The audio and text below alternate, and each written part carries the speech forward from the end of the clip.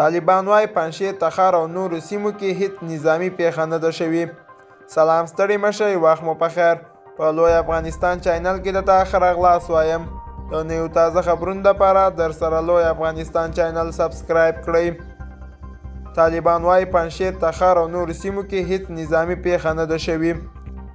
د طالبان حکومت د ملي مقاومت جبهې په نامه د دوی مخالفه ډله هغه ادعاوې رد کړي چې ګوندې په پنجشیر تخار او کابل او پکتیا کې پر طالبانو مرګونه بریدونه کړي دي.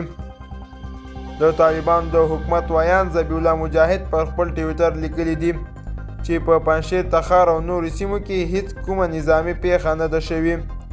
په دې اړه چې ځینې باغي کړي چې په خواله رسنیو کې کومې ادعاوې کوي حقیقت نه لري.